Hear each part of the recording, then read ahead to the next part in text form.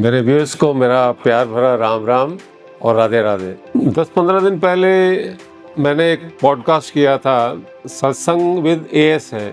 उन्होंने मेरे वीडियोस देख के मेरे को कॉल किया था। मिस्टर सुनील थे, वो बहुत बड़े रिनाउंड जर्नलिस्ट हैं इंडिया के।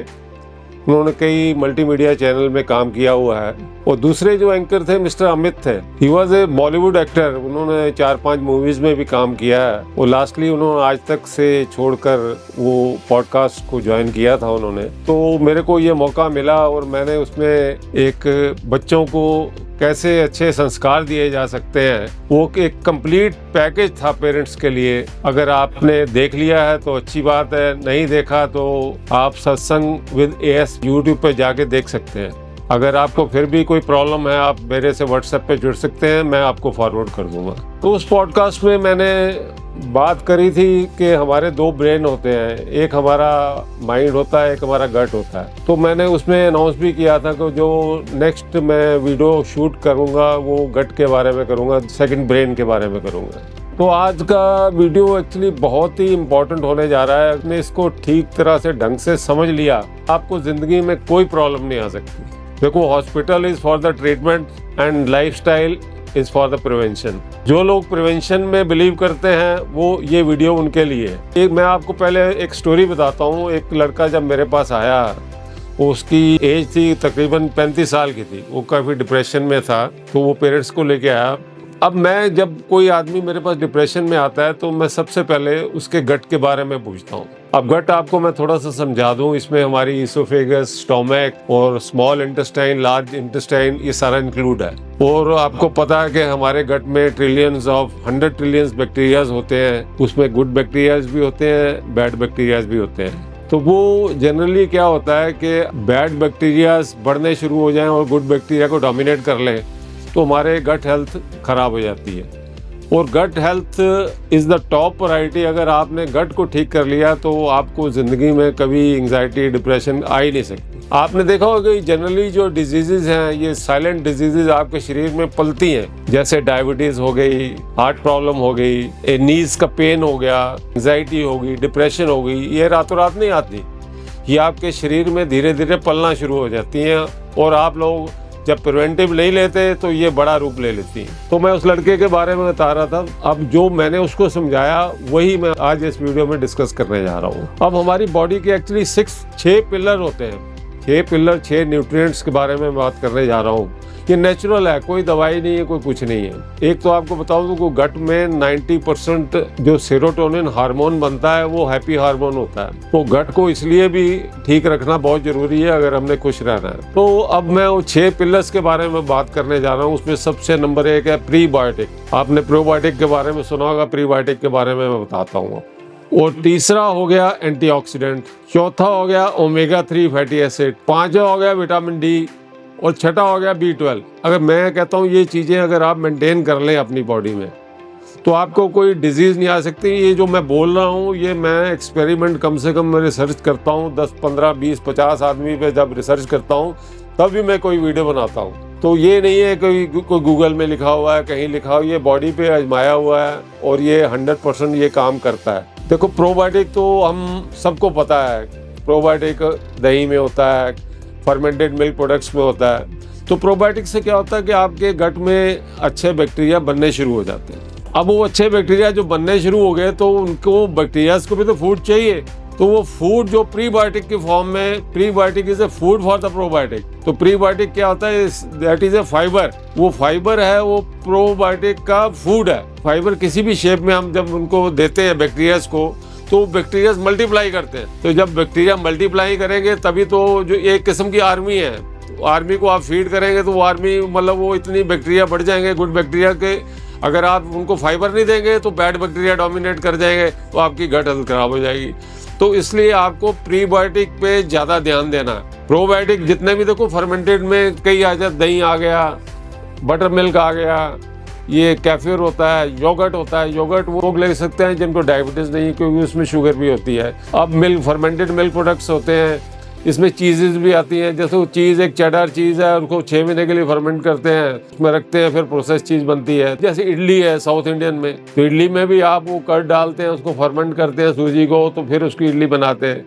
तो वो आपके that is sort of A probiotic, आप अच्छे बैक्टीरिया अपने गट में पैदा कर रहे हैं। अब जो उनको फाइबर देना है आपने, आप क्या होता है जब खाना खाते हैं आपकी प्लेट में दाल सब्जी सब कुछ पड़ा है, चावल पड़े हैं, रोटी पड़ी है, तो जो फाइबर वाला पार्ट है वो एक कोने में पड़ा होता है। जो आप सलाद वाला पार्ट है, तो वो सलाद की आपको मैं एडवाइस करूंगा, अगर वे आप इतना ही काम कर लें कि वो खाना जब आप खाते हैं उससे पहले आप एक सलाद की प्लेट खा लेंगे, तो वो आपकी वो फाइबर की रिक्वायरमेंट काफ़ी हद तक पूरी हो जाएगी। वैसे हमें पूरे दिन के लिए एक जो जनरल अडल्ट है उसको 25 से 26 ग्राम फाइबर चाहिए। आपने प्रोबायोटिक को प्रीबायोटिक से फीड कर देंगे।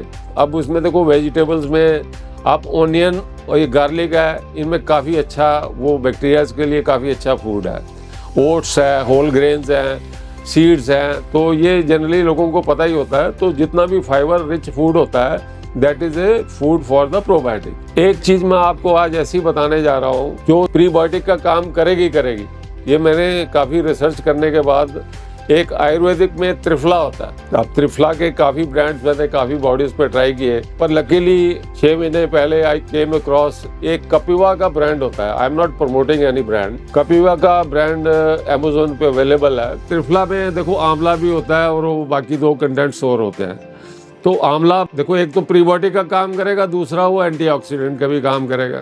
अगर वो आप त्रिफला जो सा होता है, अगर उसको लेने का तरीका है, जैसे सुबह आप 5 से 6 बजे के बीच में 5 से 10 ग्राम लेना आपने, आपकी बॉडी के हिसाब से आपने क्वांटिटी को सेट करना है। मैंने इसको स्टार्ट किया था, जैसे वो बड़ा टेबल स्पून होता है उसका 0.75 पार्ट मैंने भर के उसको आधे कप गर्म पानी में घोल दिया और उसको पी लिया। मैं 5 से 6 बजे के बीच में कई लोगों को पिलाया है। और ये जो त्रिफला है एग्जैक्टली 2 से ढाई घंटे के बाद, अगर ये बॉडी को आपको सूट कर जाता है, 2-2.5 घंटे के बाद असर करता है। देखो इसमें घबराने की कोई बात नहीं, आपको लूज स्टूल आएगा 2-3 बार आएगा, क्योंकि पहले आपकी सारी क्लीनिंग होगी।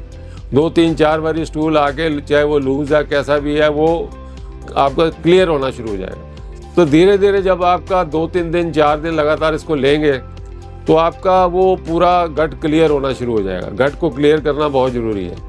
तो वो इसको फिर धीरे धीरे इसकी, अगर आपको ऑटोमेटिकली स्टूल, पहले मैं आपको बता दूं कि हर आदमी से जब मैं पूछता हूं, जी मेरा तो ठीक है, मैं तो ठीक तरह फ्रेश हो जाता हूँ। फ्रेश होने गट, जो बेस्ट गट होती है, उसके सिम्टम मैं आपको बताने जा रहा हूँ। आपको सवेरे जब आप उठते हैं तो बिना पानी पिए, बिना घूमे हुए, बिना सैर किए हुए, आप अगर फर्म स्टूल पास कर रहे हैं, प्रॉपर जो कलर होता है स्टूल का, एक फर्म स्टूल आप पास कर देते हैं, तो आपकी गट 95% ठीक है। पर ये बहुत, मेरे 5 से 7% लोग हैं जो काफ़ी अपनी बॉडी के बारे में प्रिवेंटिव मेजर लेते हैं, ये उनके सिम्टम्स हो सकते हैं। तो आपके अगर थोड़ा बहुत भी आपकी देखो वेरिएशन है स्टूल में, अगर आप सैर करने से, पानी पीने से स्टूल आता है, तो आपको वो अपने गुड बैक्टीरिया पे काम करना पड़ेगा। आप मेरी बात समझ गए होंगे मैं क्या कहना चाहता हूँ। तो आप जब ये त्रिफला वाला पाउडर आप लेना शुरू करेंगे, अगर आपकी बॉडी को सूट कर जाता है, तो ये रामबाण का काम करता है। तो ये फाइबर भी हो गया और अपना एंटीऑक्सीडेंट भी हो गया। इसको अगर लगातार आप ले सकते हैं, चाहे थोड़ी थोड़ी क्वांटिटी कम करते जाएं, एक बारी अपनी बॉडी को, गट को बिल्कुल साफ कर ले, बहुत क्लियर कर ले, तो 15 दिन 20 दिन, देखो किसी भी चीज़ को हमें रेगुलरली नहीं लेना, अपनी बॉडी को मतलब उसको इम्यून नहीं बनाना कि त्रिफला के बगैर हमारा कोई काम होगा नहीं। आपको ऑटोमेटिकली देखोगे 3-4 दिन बाद अपने आप ही ऑटोमेटिकली स्टूल आना शुरू हो जाएगा। तो आप लूज मोशन से बिल्कुल परवाह ना करना, वो 2-3 बार ही आएगी, उसके बाद आपको बिल्कुल ख़त्म हो जाएगा, कुछ नहीं, क्योंकि क्लीनिंग मेथड है। तो ये तो मैंने आपको त्रिफला में देखो कपिवा की तो गारंटी दे सकता हूँ, बाकी का आप ट्राई कर सकते हैं या घर में भी बना सकते हैं। इक्वल रेशो में 3 कंटेंट्स होते हैं, आप वो घर पे भी बना सकते हैं। अब हम आते हैं एंटीऑक्सीडेंट पे। एंटीऑक्सीडेंट क्या करते हैं, हमारे ब्लड सेल्स की हेल्थ को इम्प्रूव करते हैं। अब ब्लड सेल, बॉडी में भी ट्रिलियंस ऑफ ब्लड सेल्स हैं, अगर आपके ब्लड सेल हेल्थी रहेंगे तो सारी चीज़ हेल्दी है। देखो कोई दवाई लेने की ज़रूरत नहीं है। जितने भी ये कलरफुल वेजिटेबल्स होती हैं, ये स्पिनच हो गया, मेथी हो गई, ये गाजर हो गई, जितने भी कलरफुल आइटम हैं, इन सब में एंटीऑक्सीडेंट होते हैं। अगर आप ये इनके रेगुलरली ये चीज़ें एंटीऑक्सीडेंट लेते रहते हैं, तो आपके जो ब्लड सेल्स ठीक रहेंगे, आपका गट ठीक हो गया, आपके ब्लड सेल ठीक हो गए। अब आते हैं हम ओमेगा 3 पे। ओमेगा 3 क्या है, ये फैटी एसिड है, ये ब्रेन के लिए एक किस्म का ऑयल है, ये ब्रेन को लुब्रिकेट करता है। तो ये देखो, जो नॉन वेज खाते हैं, फिश में तो होता ही है, सैल्मन फिश होती है, उसमें तो काफ़ी रिच होता है। तो इसमें जो पंपकिन सीड होते हैं, चिया सीड होते हैं, इनमें भी काफ़ी ज़्यादा होता है। मैं तो देखो पंपकिन सीड में ज़्यादा बिलीव करता हूँ, चिया सीड, फ्लैक्स सीड, इनमें काफ़ी ओमेगा 3 होता है। तो ओमेगा 3 आप लेते रहेंगे तो आपका ब्रेन ठीक रहेगा। आते हैं हम विटामिन डी पे। कोई मेंटेनेंस डोज लेनी शुरू कर दो।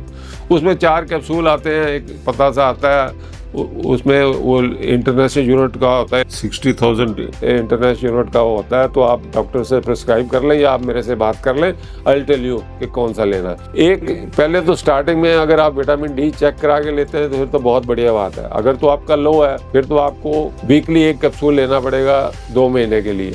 अगर आपका थोड़ा सा लो रेंज में है तो आप 2 कैप्सूल पर मंथ ले सकते हैं। अगर आपका ठीक भी है तो आपको मेंटेनेंस डोज 1 कैप्सूल की लेनी पड़ेगी। उससे क्या आपकी बोन्स की स्ट्रेंथ बनी रहेगी, क्योंकि सनलाइट हर आदमी को रेगुलरली ले नहीं सकता। अब आते हैं हम B12 पे। अब B12 का सीधा नर्व से कनेक्शन है। जब भी आपको लगे आपके हाथ में झंझनाहट है या कुछ इस तरह का आपको सिम्टम फील हो रहे हैं, तो इसका मतलब आप B12 आपका कम है। तो इसका भी देखो, आपको ज़्यादा ही मिल्क प्रोडक्ट्स में होता है। आप कोशिश करें कि ये दोनों के आप सप्लीमेंट ले लें तो ज़्यादा अच्छा रहेगा, क्योंकि जो नॉनवेज लोग लेते हैं उनका B12 ऑलमोस्ट पूरा होता है। तो वेजिटेरियन लोगों के लिए मैं एडवाइस करूँगा कि उसमें कैप्सूल की फॉर्म में डॉक्टर से रिकमेंड करा लें आप, या मेरे से भी बात कर लेंगे तो मैं आपको बता सकता हूँ।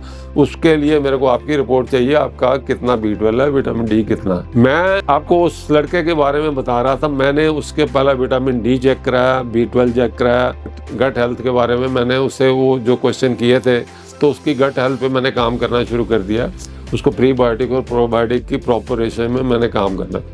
तो वो 15-20 दिन में, 25 दिन में वो लड़का बिल्कुल 90% जो डिप्रेशन में था।